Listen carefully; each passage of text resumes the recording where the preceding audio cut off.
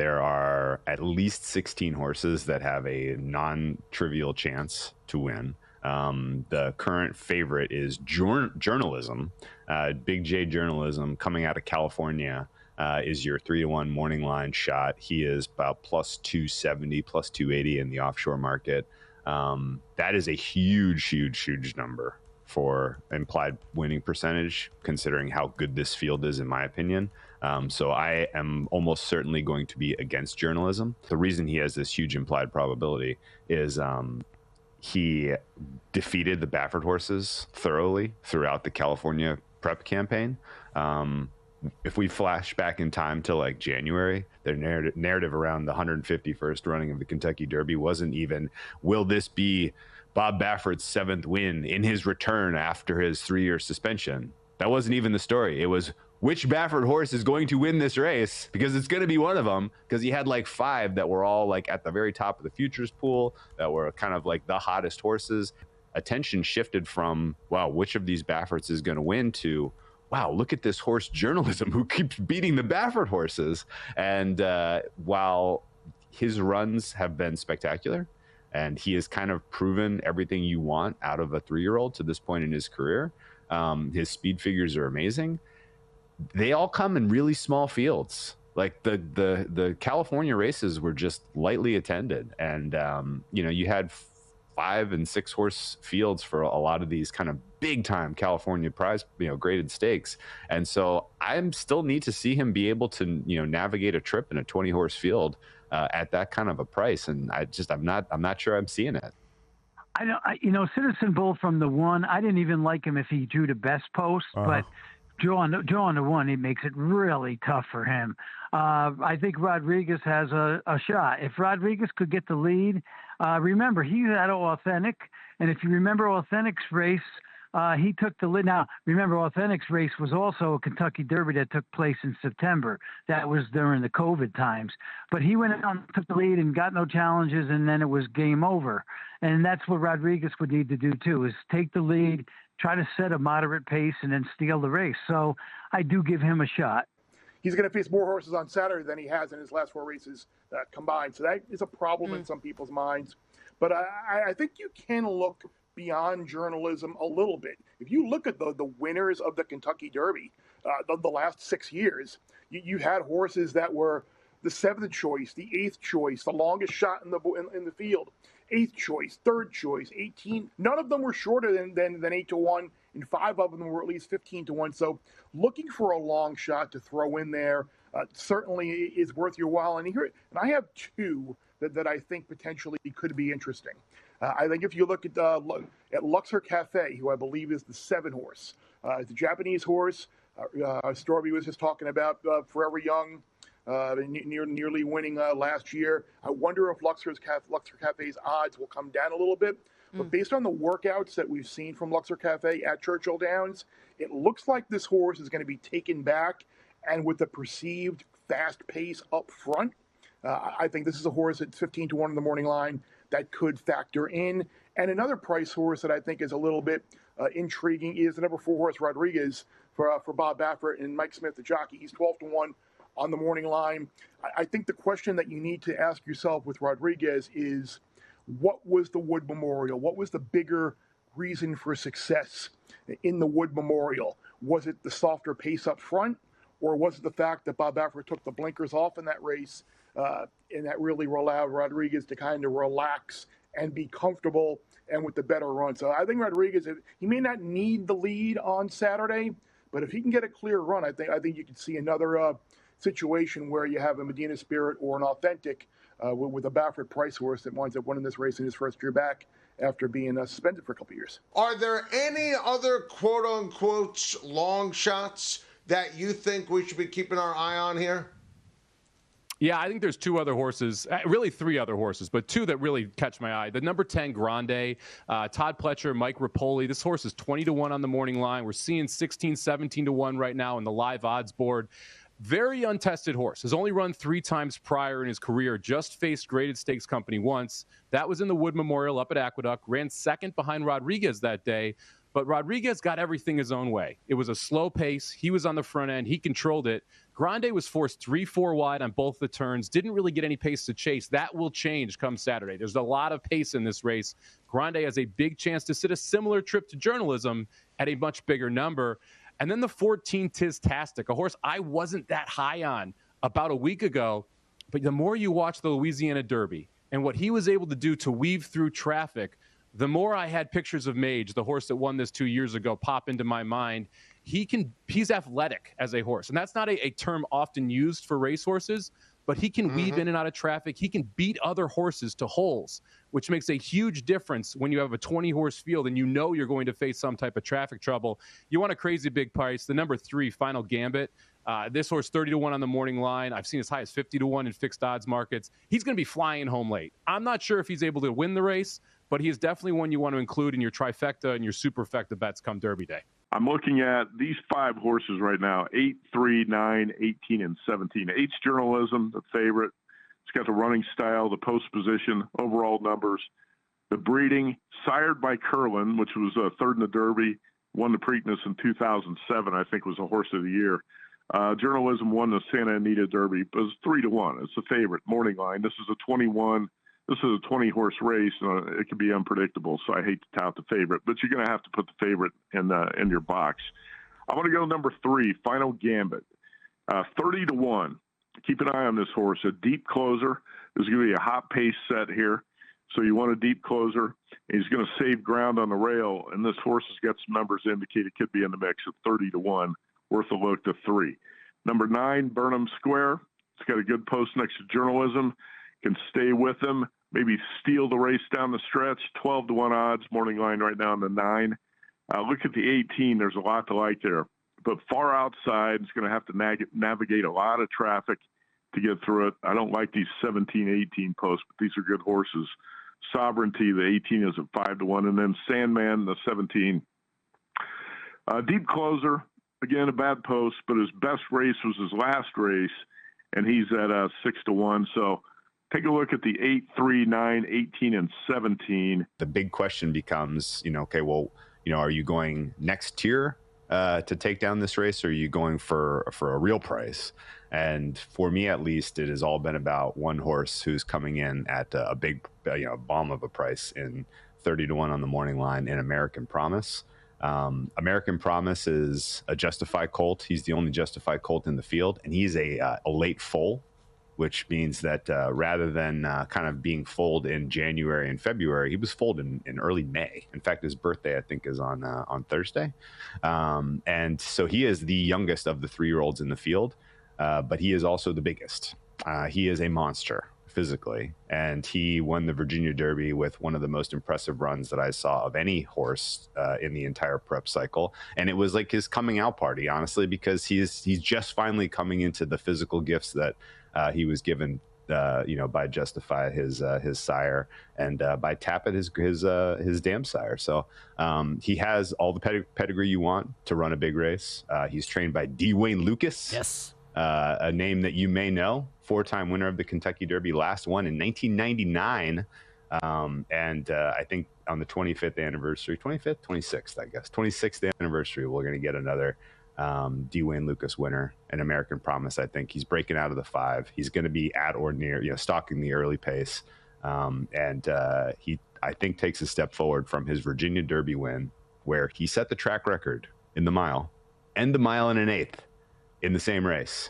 And I think he has the goods to be a contender at a huge price. So, wow. What are you seeing? 30, I have a million other thoughts 1? on the Derby, but 30 to 1. I don't think he'll go. I don't think he's going to be more like 18-1. I think because people are going to bet this horse. Horse handicappers like yourself like to use the word pace a lot. I understand what the word means, but in context of horse racing, how do I use this? Mike Somich, in his article for the Derby, said that this is setting up to be one of the hottest paces for the Kentucky Derby that he can remember. So how do I use that? What does that mean? That means that you can assume. It was one of the things I first noticed with the Derby draw as well, that mainly all of the speed horses drew down inside, which means you're pretty much guaranteed a fast pace. A horse like Neopos, a horse like East Avenue, a horse like Citizen Bull, they're all going to be on the lead. So you got not only going to get horses running fast, you're going to get a lot of horses running fast, and that means they're going to tire each other out, and it's going to set up for horses that are kind of in that second flight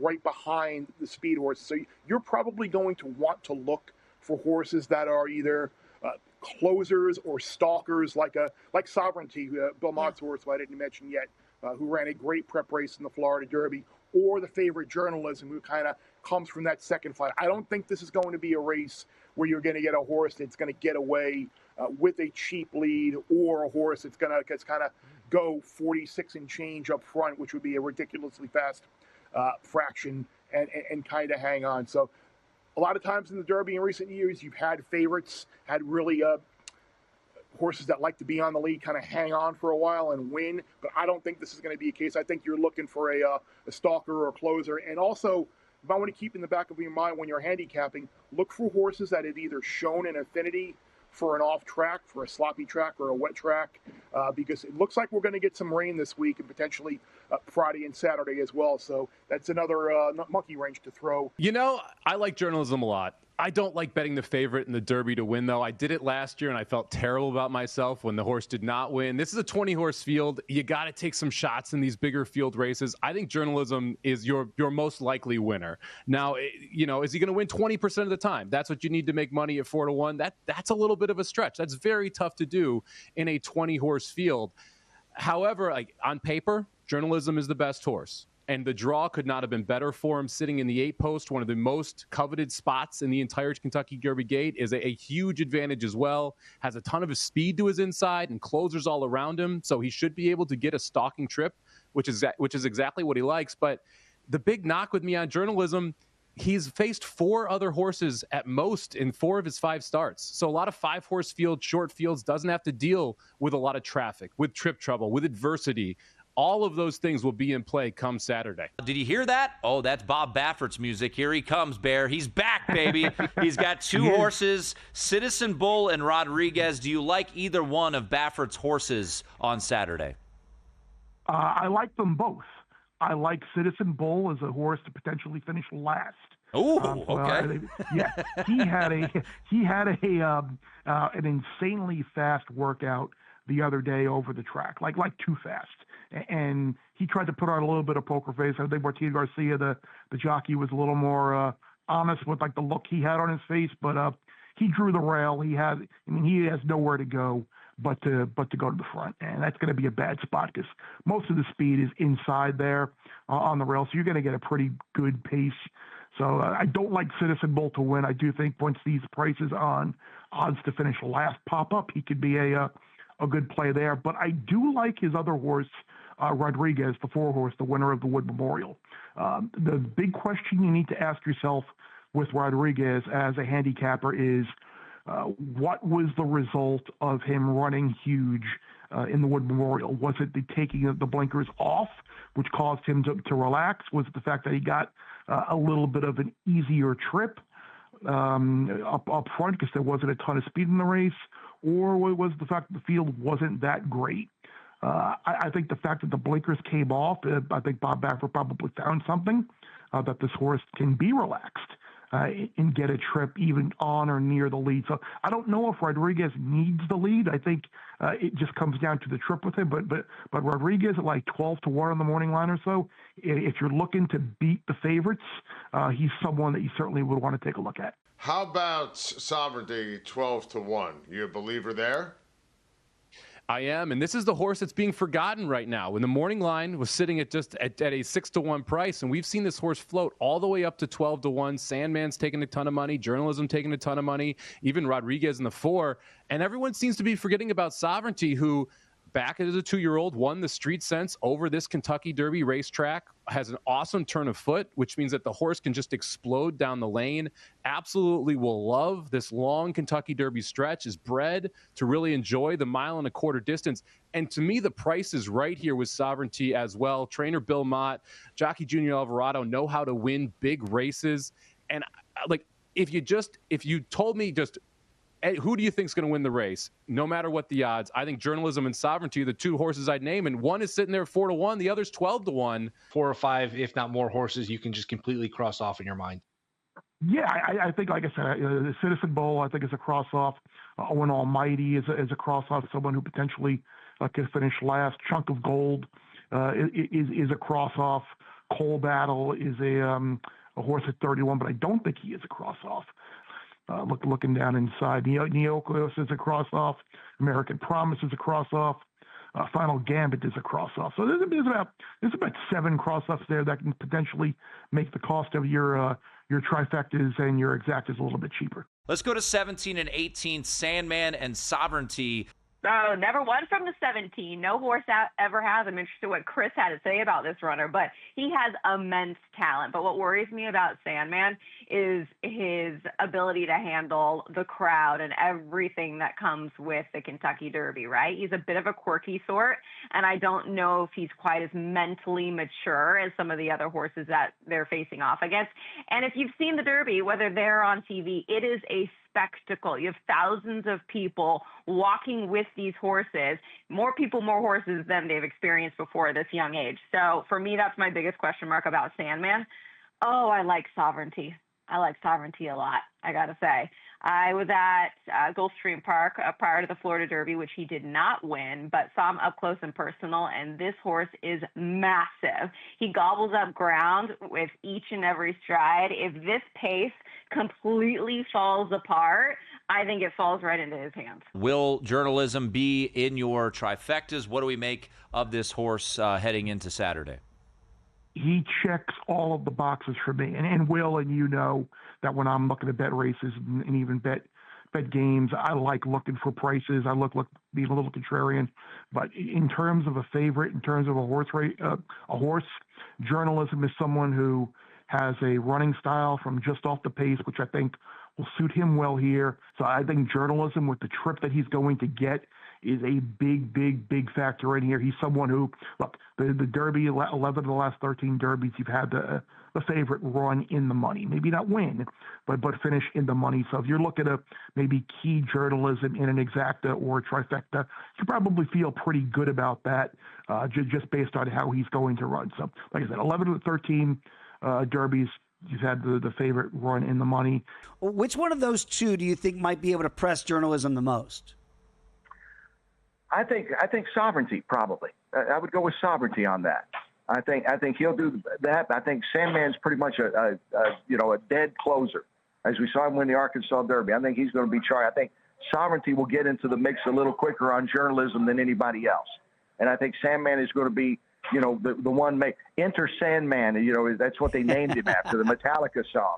But this Sandman will not be entering until probably around the quarter pole making a charge. But there's a couple horses in here that might just be a little bit overmatched at this point in time. And then you kind of read into trainers' comments as well. Intent is very important. So Render Judgment, it's a great story there, owned in part by the late Toby Keith, trained by last year's Kentucky Derby winner, Kenny McPeak. This wasn't the plan all along. Kenny didn't intend to run this horse, but the ownership group got together. They said, this horse, he got into the starting gate. We want to take the opportunity to run. And I completely understand that. It's a once-in-a-lifetime type of experience. So because of the fact that it wasn't really the intent first and foremost to go, been a little bit overmatched in his last few races, Render Judgment is not really a horse for me. And then the big question mark of the horses that have never run on the dirt before. Flying Mohawk is interesting. That horse owned in part by Jason Worth, World Series champion, and then Flying Gambit has been getting Final Gambit, I should say, has been getting a lot of attention, but has no experience over the dirt either.